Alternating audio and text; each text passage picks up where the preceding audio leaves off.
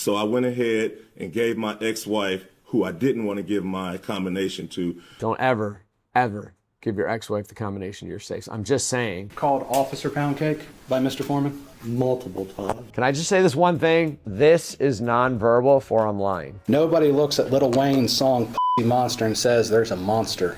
All the songs that you could have chosen to make an example. The judge is just flat out wrong. Come on, man. What? What?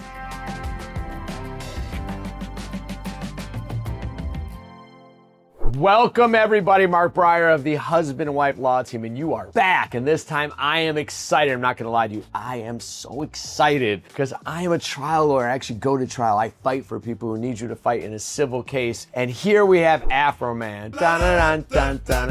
Afroman, a defendant in a civil trial. I cannot wait to jump into it. But first, some of you should feel really bad about yourselves. And I just want you to know that right now, because while thousands and thousands of people are subscribing to this channel as we go in record time up to 100,000, because people may or may not actually enjoy some of this content. Thank you for those that do. Some of you haven't even subscribed yet. How are we gonna get to 100,000 if you don't do? Go ahead, click it. There you go, you got it clicked. All right, subscribe, please comment. We love to know. There's a whole team here. We wanna know what you like, what you don't like, what you'd like more of. All right, let's talk about this trial. Let me set up what you're about to see. The police are involved in this case, and it is not a criminal case. There are two parts to our justice system. Two, you always hear about one. You hear about the one where people get arrested and then they go to prison potentially over crimes they committed. That is the criminal justice system. Get it out your mind. That is not this case. When someone does something to you that they don't go to jail for, or sometimes even when they do go to jail, you can sue them for money damages for what they did. But Mark, money doesn't do anything. Money can't fix what they did. You're right. In a business dispute, money can fix it. If you take money you shouldn't have taken from me, your money will fix the problem you did. However, you can't undo what you did. And we're not gonna let you get off the hook just because you can't undo it. So now, here is the man. At his house, he wasn't even home. The police kicked down the door, just blew up the door down. They came in. They looked through the whole place. And I mean, they looked through the whole place because he was allegedly the subject of kidnapping investigation. They even looked in the pockets of his suits because a whole lot of kidnapping victims are in the pockets of your suit. But you know what? Police could find in the pocket of the suit notes that are part of what you're doing to detail your human trafficking operations. So, okay, they have a warrant. They're looking for more than just people. Turned out, they didn't find a thing. To this day, it looked like this man had nothing to do with anything. What would you and I do if that happened? Probably nothing. You could sue them, but you're probably gonna lose the lawsuit because we protect our police. If you could sue the police for every time they made a mistake, but a well-intentioned mistake, no one would be a police officer because they'd always lose their money. So we have protections in place so police and prosecutors and judges can do their job without constant fear of getting sued. He put them out in a video, because he's allowed to record his own home, of course, put him out in a video, and they sued him for defamation, for using their name, image, and likeness without their permission. Basically, they said, I was a police officer doing my job, and you just harassed me, you humiliated me, you lied about me. And Afroman said, you gotta be kidding. I took what you did and put it in the public, and you just didn't like seeing yourself doing what you were doing that you shouldn't have done. There's an argument on both sides. Who's gonna decide it? The jury. Who's taking the stand here? Can we just have a brief conversation? This man is about to testify in front of a jury. He's being sued for $4 million. I would not have had this man dressed this way. Now, I know what he's doing. He's an artist. He is wearing the colors of the country proudly. It is actually smart to say, this is an American thing, this whole First Amendment thing you don't like. So it's not me against the cops. It's America's belief system against these particular cops. But generally, I have people dress a little more calmly when they go in front of a jury for credibility purposes.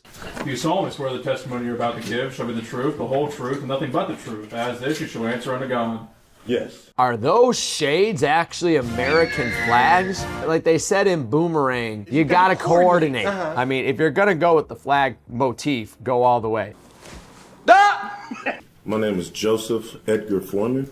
You are known under the stage name as Afroman, is that correct? Yes, sir. If you go by the name Afroman, I guess you always have to rock an afro, right? Absolutely. Is it fair to say that one of the first big hits you had was But Then I Got High? Because I got high. How do you get that wrong?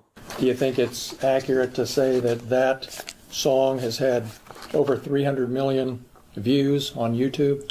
Sounds right. So can I assume this is cross-examination? The fact that I have to ask that is a really bad sign. So let's talk about what's happening here, okay? So when you're called to testify as a witness, your lawyer will call you first, almost always. I have actually called defendants in my case, so you can call them out of order, so that potentially could happen. When you're doing a direct examination of your own witness, you want the story to come through your client. As the lawyer, your job is to facilitate. You're like a great point guard. Your job is to just make it happen and stay out of the way. You're not the scorer now, okay? On the other hand, on cross-examination, who's the show? You're the show. You're not gonna let the witness dictate it. When you're listening to a good cross, you will usually, not always, but usually know, particularly at the beginning, it's cross because of the way it's being done. Now, I realize we do not see the cross-examiner here, but this is a little bit easygoing. Bad start to not know the name of the hit song of the person you have up there. So I would just say that from a cross-examination standpoint, I'm not judging yet, but I'm not thrilled with the start because you don't get the vibe of this is my courtroom now and you said terrible things about my clients and you have ruined my clients' lives and my clients are police officers and I'm gonna make sure this you don't get that vibe, right? It's a very laid back vibe. Yo, you're there fighting for cops who were humiliated and needed to sue. That's your position. So maybe get that feeling. Also, real quick, so far, Afroman's conduct, look, does he look relaxed, unconcerned? He's not fighting dumb stuff. He could have. He's doing a great job so far. You remember in your deposition when I asked you, why did you bring the news when you picked up the money? Yeah, I didn't want to get beat up or Epstein at the sheriff's station after I seen him running around my house with AR-15s. So that's why I brought the news and my attorney.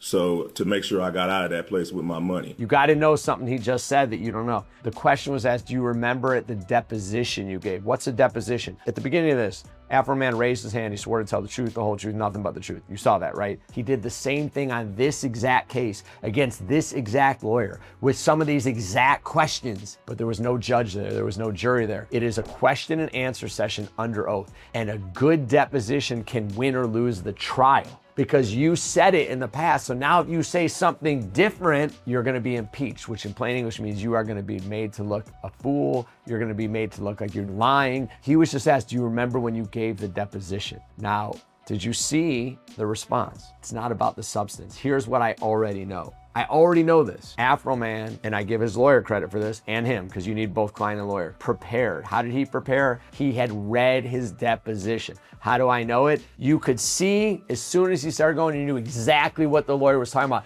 That's not because he remembered 2 years earlier what he said. It was because before he took the stand, he read his deposition enough times that you were not going to get him to say something different unless it was something he was correcting about what he said. He had taken the time to prepare. Hard work pays off. You can already see it. The news to protect you physically. Yeah.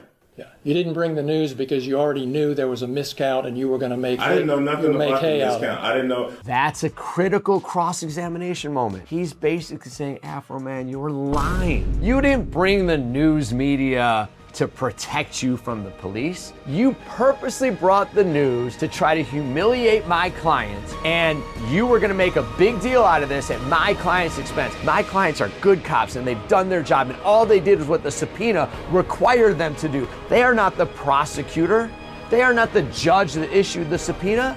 They are cops who have badges and guns to protect us and doing their job. And you wanted to humiliate them with the news. That's what he's trying to say. Now, he could not have gone that far at that point, but it's cross. He's got a lot of leeway. The point he was trying to make was, don't pretend that the news media was there to protect you. The news media was there because you were gonna try to make this as big of a deal as you could for yourself and your agenda at my client's expense. But did you hear how he asked it? He didn't say it like that, did he? He kind of allowed the defendant to now give this whole story. You're basically going, hey, defendant, who I think did bad things here against my clients, go ahead and say whatever you want to say. Watch how he lets him talk. This is your courtroom. This is your cross. You think this man is lying about this. Don't let him run off and let his lawyer do that. Your job is to make sure that the jury hears what you think is the truth here. About the miscount, I didn't know. I figured they stole my money. They turned my cameras off.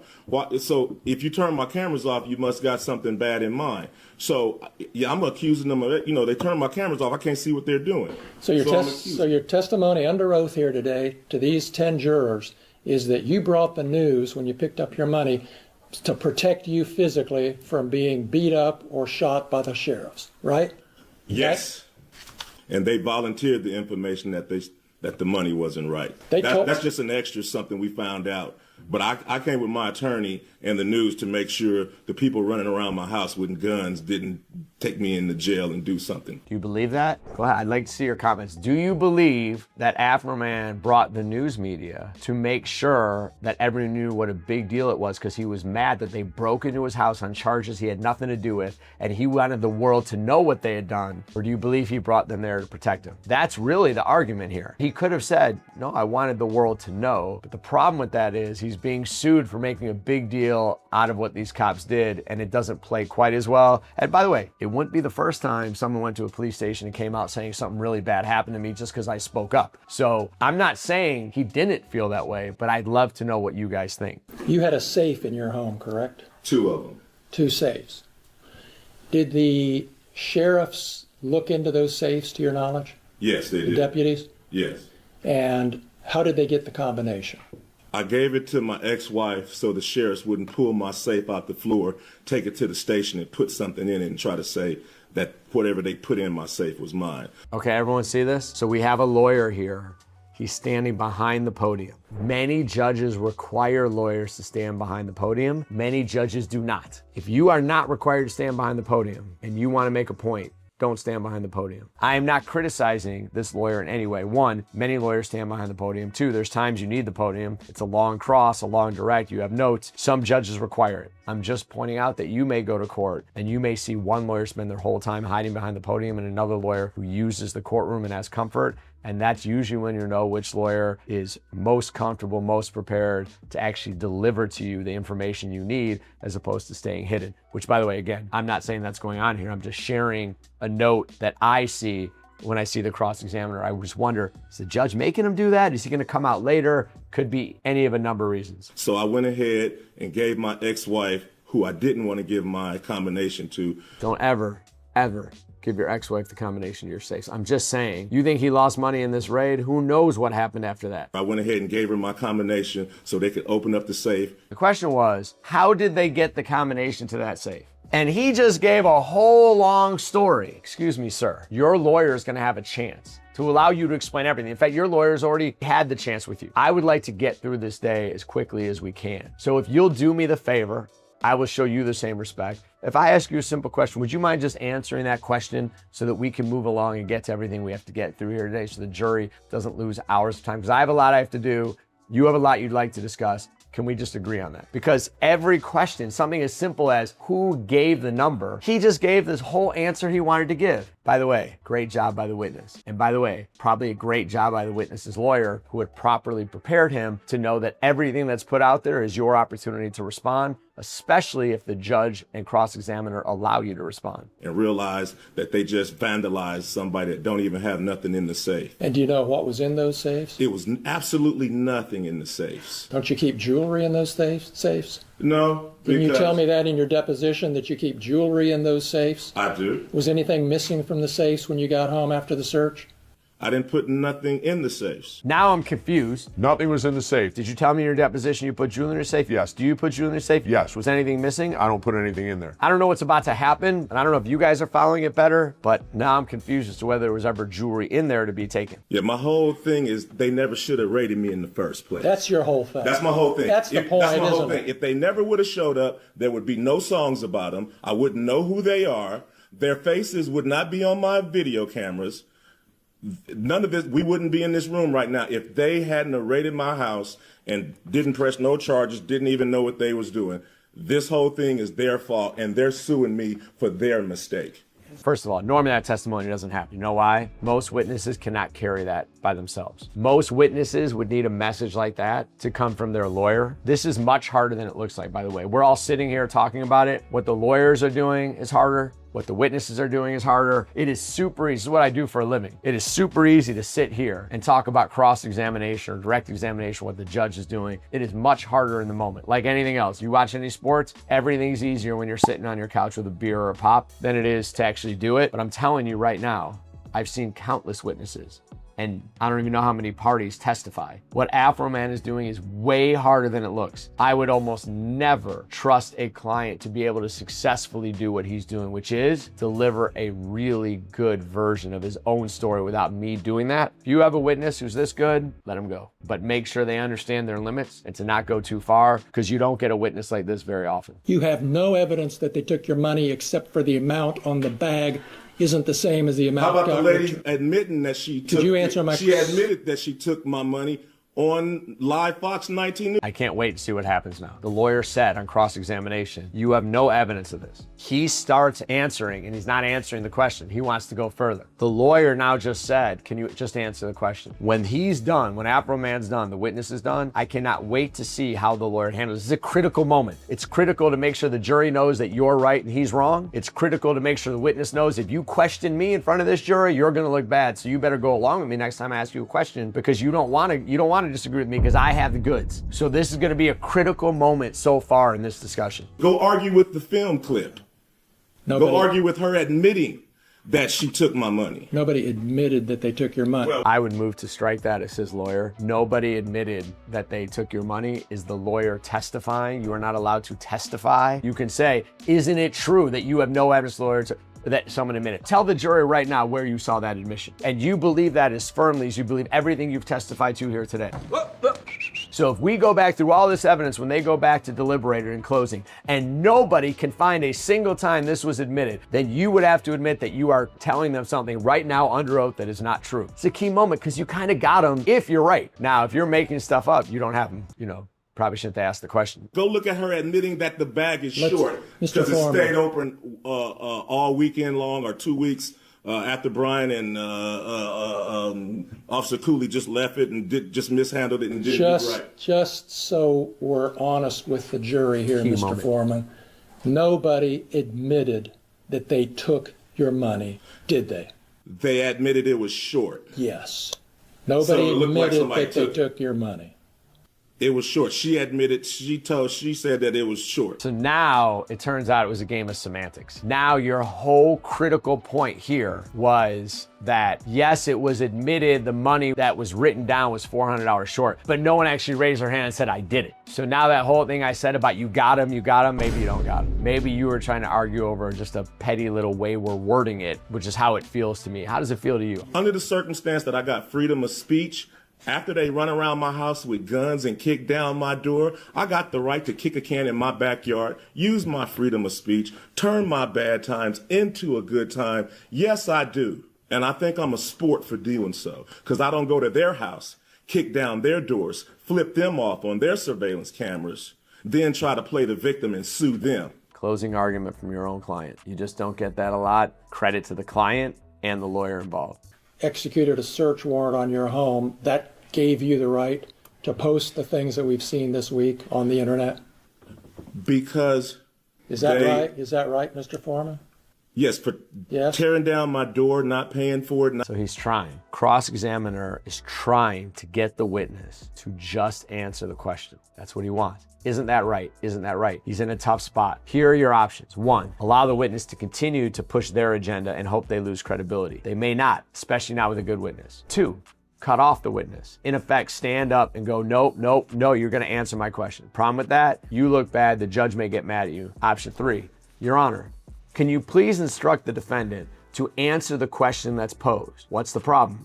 The problem is potentially you needed help from mommy. You needed to run to the judge and get some help. Everyone sees it, but you got to do something. Or one of your somethings is to just ride with it while this witness just does whatever they want. Go with your gut and try to make the right decision, because he's asking a simple question and this witness will answer your question and then he'll go on and tell you everything he wants to say, which is not good for you if someone's as good at explaining themselves as he is. Doing something peaceful to raise the money to pay for their damages, me having the right of the freedom of speech as an American. Because just to be clear, nothing he's saying is an answer to the simple question he was asked. And to do what I had to do to repair the damage they brought to my house. Yes, I did. That includes the right to post the videos that you've just been posting up until Friday and beyond, right? Yes, I have freedom of speech. I'm a rapper. I entertain. I write fiction, comedy. Yes, I mean, I entertain for a living like you practice law for a living. He's still releasing videos up to the trial. Most lawyers, like myself, tell clients on the first day we meet, don't put anything on social media. Anything, particularly about this case. Don't do it. You know that the Miranda rights, whatever you say can and will be used against you in a court of law? It's not can and might, it's can and will. Don't give anyone bullets they can shoot at you. Do not give them the ammunition. You were at Lisa Phillips's deposition, correct? Yes, sir. In your lawyer's office. Yes, sir. Same office where you filmed part of that video last Friday. Yes, sir. And you saw how upset she was Again, now we're going to talk about the deposition of one of the plaintiffs that's suing him. when she was answering your lawyer's questions about how this had affected her, right? Yes, yes, And you saw your attorney say, do we need to take a break? yes, And you saw her say, no, let's go on and get this over with. yes, sir. You saw all that. Yes. You knew she was upset. Just like she knew I was upset when she was standing in front of my kids with an AR-15 with her hand around the trigger ready to shoot me. Just like she knew I was upset when she cut my cameras. But I'm not a person, she is. So I'm sorry for being a victim. Let's talk about the predators. Wow. One, you cannot allow that answer to stand on cross-examination. You just can't. You have to come back to, you understand you're the defendant in this lawsuit being sued, and we're alleging that you violated the law. And in violating the law, we're alleging that you did things you're not even allowed to do in the law, no matter how much it hurts your feelings. And you understand that they have a job to do, and that job is to do what they're told by their superior officers. And you understand that in a subpoena, when they come in with a weapon, that's because they think they're coming into a house where someone was kidnapped. Now, you may not have been found any evidence found against you, but they don't know that, do they? They probably can't see the future, can they? So they think they're going to the house of someone who potentially is kidnapping people. And sometimes people who kidnap people have weapons and are dangerous. You understand that. So when they come into your house with weapons, that's because they don't know what's going to be on the other side of that door. Are you saying to this jury that our police should come in unarmed because sometimes what they think they're coming into is not a problem? You know that's not true. Regardless of what you say, and I don't know the case well enough, so I'm just going off the top of my head, but you cannot allow this defendant to give his closing argument through your cross. This is your cross. But to give credit, do you see what he did not do? He didn't argue about whether she was upset. He argued why she was upset, but he really is upset. What many witnesses do is they argue things they shouldn't argue. It's like, oh, you asked me the question, then I disagree with you. I have used this, many lawyers use this, where you purposely ask the opposite question, the opposite of what you want them to say, because you just know they're gonna fight you on everything. I'm not saying that's what this lawyer did, but there are times you do that just because people would just want to fight you without even thinking. You don't have to argue whether she's upset. That's for the jury to decide. Testify to the things you can control, which is what he's doing. But he's really arguing. You might as well have the lawyer on the stand the way he's delivering his closing right now. Called Officer Pound Cake by Mr. Foreman? Multiple times. Can I just say this one thing? This is nonverbal, for I'm lying.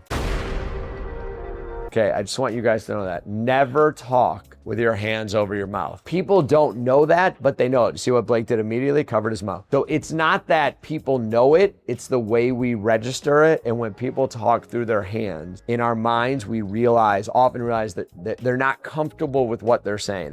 It's not automatic. Everyone talking through their hands is not lying, but that's a bad look. Interesting. I would have never thought about that because I sometimes do this if I'm thinking. Yeah, and it can be. Instinct. It's just something to be aware of if you're ever in a setting and you realize your hands are covering your mouth. Interestingly, when you don't believe people, you often have your hand like this. You look like you're considering, but it is sometimes a sign that I think this is a liar. Not always. These things are nowhere near 100%.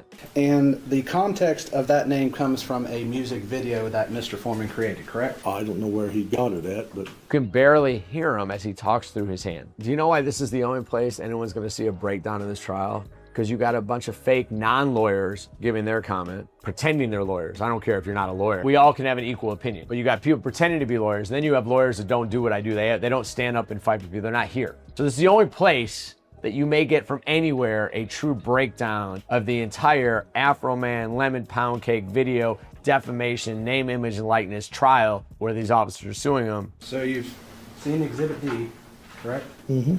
So he said, When someone says, or generally we correct them because even though we all know what and mean, and we knew that from the time we were 2, it's on a written record and you need to get a yes or a no, or sometimes on appeal, you got a problem. But admit that's you with the glasses walking by the lemon pound cake on the counter? Yes. And that is security footage from the search of Mr. Foreman's residence? I assume, yes. I assume. That is a well-trained officer, actually. He knows what it's from, you know what it's from, the judge knows it's from, the jurors know what it's from, but he's not gonna get caught up in someone later coming back and going, well, actually A, B, and C. So that's actually a safe thing, I assume. Fair assumption, stay safe. The respect for my family, including my law enforcement family, wasn't nothing like the respect I gave to his children the night of the raid. I stopped what I was doing when his wife, who I know and have been friendly with for years as far as being associates, said, hey, they were next door, somebody pulled in and they're scared. I stopped what I did, what I was doing, and went and checked on his kids to make sure they were safe, because that's a priority to me. But the same respect that was given to his family had no regard to mine or me. And that affects me, because to see my family in distress because of my job is distressful to me. To have the public send you death threats over lies is distressing. Here we have a passionate response, which is good, right? We still haven't really seen him under cross, but at least they had a moment where it wasn't just about Afroman and his defense, but actually him saying, look what happened to me as a result. Without getting into the legalities of why you're allowed to use it and what you're allowed to say, it was ultimately a question for the jury. By the way, for someone who's like, wasn't the law this? According to the trial judge, this was a question of fact, not law. There was enough there for the jury to decide if there was a case. It wasn't automatically legally in favor of one side or the other. Being painted in a false light due to Mr. Walters saying he had sex with your wife. Mr. Walters does have sex with his wife. Mr. Foreman doesn't. Good catch on that. Yeah.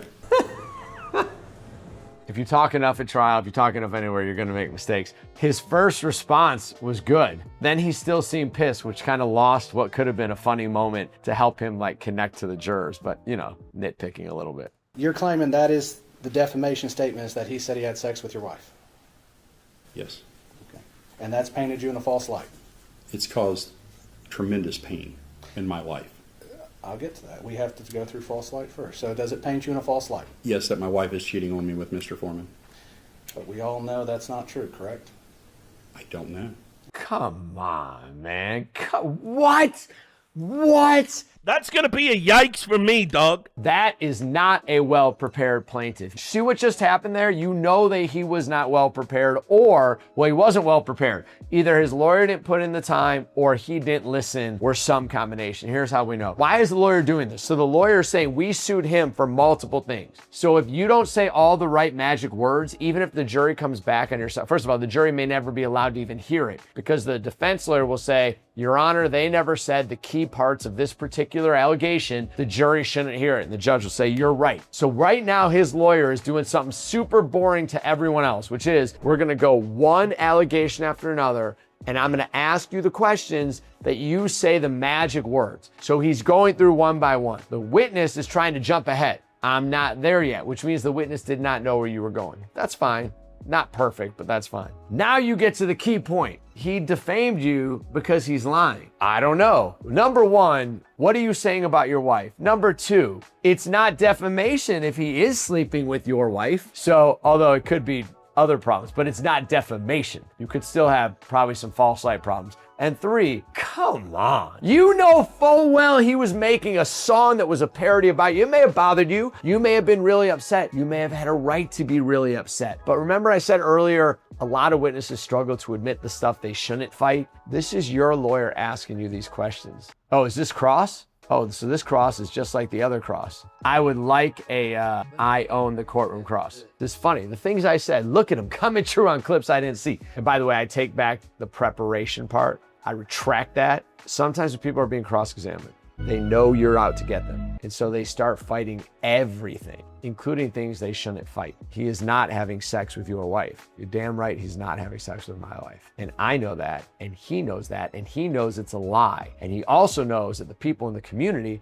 are gonna see that and take it seriously. And I'm gonna hear about it, and my kids are gonna hear about it, and my wife's gonna hear about it, because he had the power and he abused that power and took advantage of me as a result, claiming things that are flat out lies. But he didn't say that. He's like, I don't know. You do know, but you just were so worried that you started fighting the wrong stuff. Know if your wife's cheating on you or not?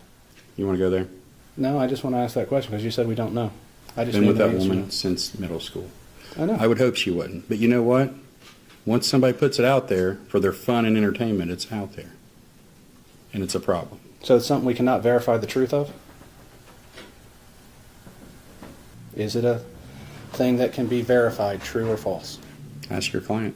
Your Honor, I'm going to ask for direct the witness to answer the question, yes or no, please. Remember when I talked earlier about if a witness is not giving you an answer, you can sometimes go to the judge. There he goes. Look, it's almost like Mark Breyer may have done this once or twice before in the past. All right, here we go. That you don't like his answer doesn't mean you didn't answer. He didn't answer the question. He's told me to ask another person that is not an answer to the question. So ask him another question. By the way, the judge is wrong. The judge is wrong. And we found out after this trial, the judge was on the plaintiff's side. He was pro-cop in this particular lawsuit. The judge is just flat out wrong. If I ask you a question and it is not a question that is objected to, it is your job as the witness to answer my question. When you refuse to answer the question, I'm allowed to ask the judge to tell you must answer the question. Instead, the judge is like, ask a different one. Wait, so this witness can just ignore you, Your Honor, and this court system that we have and just answer what they want? The judge got that one wrong. And so are you claiming that Mr. Foreman saying he had sex with your wife is a private fact about your life? My family is a private part of my life. About your wife? Him having an affair with my wife would definitely be a private part of my life if that was occurring. And that has affected your reputation? Yes. I just want to be clear about this. I understand why the defense lawyer, Afroman's lawyer on cross, was not hammering the plaintiff, because the plaintiff's a police officer. The jury may like the police officer. He looked legitimately upset to some degree, angry, and maybe didn't want to go there and start a fight. I do think he gave a little more leeway than I would have expected, but I get it. And by the way, his answers were much worse than the questions. I do want to say something for this witness. This is hard work. It is very hard when you feel that you've been dragged through the mud and your wife's been dragged through the mud and your kids have been dragged through the mud because you did your job, and you think someone famous used their ability to lie about you to get up on the stand and just flawlessly execute. So it's not like he did a terrible job, but I do think that he was fighting some things he didn't need to fight. But there were times in that little segment where it felt that he could have just said, yeah, I know she's not cheating. But the person down the block doesn't know she's not cheating. People I work with may or may not know. Anyone I have interaction with may not know. This has a huge impact on my life. It's upsetting her. A lot of women would probably be upset if someone they've never met claimed for millions of people to hear that she was sleeping with them. That's my wife since middle school. But I'm not putting it on him to be able to say that. I understand it. I'm just kind of going, look, here's what we wish a witness would say, and then kind of comparing it. When they would play Mr. Foreman's song Lemon Pound Cake, did they take that as a literal fact from your observations? No. Were they laughing and joking about it? Oh, yeah. Absolutely. By the way, I just want to say this is excellent lawyering. Most lawyers would never even reach out to the ex-wife of one of the plaintiffs for fear of the number of ways that could go bad and the amount of extra work it is when it's unlikely you're going to call her. You got to get a little bit lucky on this, and you got to put in the work. And as my Uncle Jerry used to say, the harder I work, the luckier I get. Someone put in real work, and now she's on the stand testifying. And yes, they will point out to the jury that, so what? His ex is saying bad things about him. That's just an ex. But if she comes across as credible, you win. If she doesn't come as not credible, what have you really lost? Are you familiar with the song Wet Pussy? Yes, Is that a rap song? it is. Has your students played it in class? Once, and I asked them to please turn it off. I'll bet When you they were asked. listening to it, did they think that was fact? No, So they didn't think that that was depicting anything in real life? no. So you didn't have to teach them that wasn't real? Right. No, I did not. Arguably, you could object to relevance on this, but the problem is it really even worth objecting and drawing more attention to it? So it's a tough call. I probably would not object. I'm sure the jury can figure out this really has nothing to do, and everyone knows that every song is not literal. You've heard the song, correct? Mm-hmm. Yes. Do you believe it's a literal interpretation? No. Would you agree it's derogatory towards women, No. even though it says nasty things about them? Yeah. No. I mean, it's the artist's opinion, I guess. That's the way I feel. I might object because her view of that song and how it affects women has nothing to do with this particular trial. She's not an expert witness. She's just an ex-wife. Is it fair to say that Mr. Foreman, the posts about the police department and everything had not a damn thing to do with your relationship between you and Sean and why it came to an end? No, it did not. So the posts never affected your life, never affected your marriage? No. Okay. So any statement to the contrary would be false? Yes. That's a big moment because I'm sure the guy said these things came between me and my wife, only for her to go absolutely not. Folks, I'm asking you to put $1.5 million in that verdict form. $1.5 million for Lisa Phillips from what she's been through for 3.5 years. When you're in court, do you speak as slowly as he's speaking? I'm assuming he's doing it to get his point across and kind of let it soak into the jury. Have you met me? I will slow down for effect. There's nothing wrong with his delivery style. What we're seeing is, yeah, it's not exciting. He's doing his job, and we all do it differently. And you can be, but I just want to say this. I'm all over the courtroom if they'll let me, and my voice will go up and down and fast and slow, and that's who I am. So that's the real me. There are many lawyers just like this gentleman that I've gone against or been on the same side as, who are much more calm, cool, and collected, who are just as powerful. It's really, do you know your stuff? Are you making good points? Are you connecting with the jury? And if you do it this way, you can be great, and you can do it my way and be great. You can do it my way and suck. You can do it this way and suck. In small clips, you look at this, you're like, come on, bring the energy. And so I feel like on Cross, he should have brought more energy. That's his moment. For his clients. I did not love that, but I didn't see the whole thing. Do not know what the judge was or was not allowing, and it's easy to stand here and do that. But Cross, I much more was like, well, let this man just say it and not even say to him, what about A, B, C, and D? That I didn't love as much. This is just his style. It's not my style, but I'm sure it's real to him, and the jury hopefully feels that. But Mr. Foreman, Joe is a rapper and comedian. It's what he's done his whole life is rap, make songs. We got to think of what rap is, because music does not exist in a vacuum. Music evolves over time. Take a look at jazz. It's evolved. You got to admit that this clip has you wanting to know what's coming next. Still a pretty cool, calm, collected, but he's telling a story, and that story builds to his point. Rap started out as a means South for Bronx. people to express social commentary, opinions through entertainment. Look at the song by NWA. What are they called? F the Police. The Police. Yeah. I think I said that right. Yeah, you're right. It's a social commentary on what was going on coming straight from the underground. A young effect, the personal things happening to them, combined with entertainment, which unfortunately is exaggeration. I don't know if it's unfortunate it's exaggeration. Maybe exaggeration is the point of making your point sometimes. Opinion. In music. Nothing of fact in that song.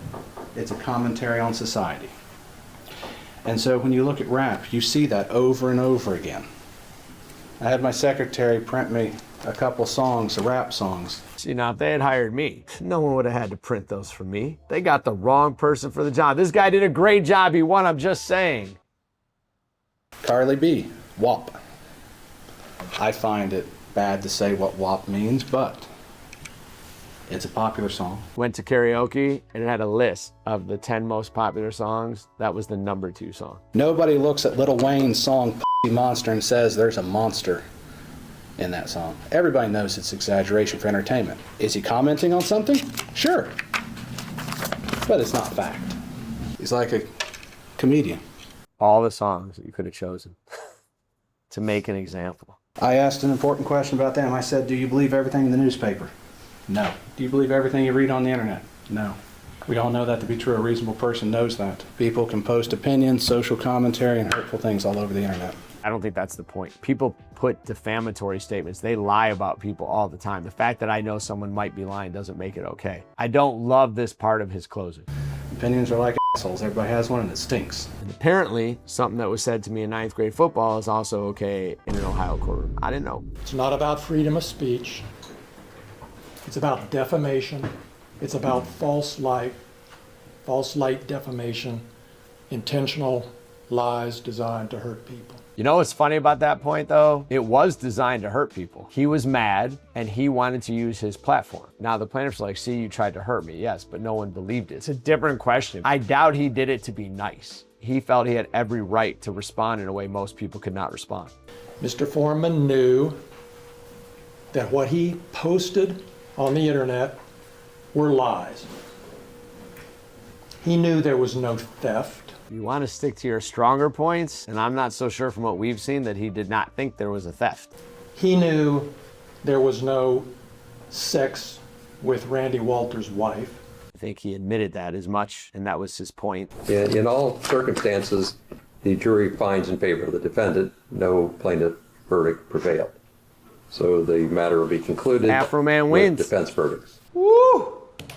Can you give a grade on how you think the judge did, the plaintiff's lawyer, the defense lawyer, and Afroman as a witness? Woo! So we didn't see enough of the judge. I totally disagreed with one ruling. I disagree with the judge on that ruling. I'm not going to grade him. I can say I think he got a D on that one ruling. The ruling I didn't like was when the witness refused to answer the question. Judge, can the witness answer the question? You got your answer. Yeah, your answer was he's not answering. The husband and wife law team, the wife just comes marching in. I thought the plaintiff's lawyer on cross-examination. So I thought his closing was good. I know, again, everyone's going to say he lost. You would expect him to have more energy, bring it more, get the jury.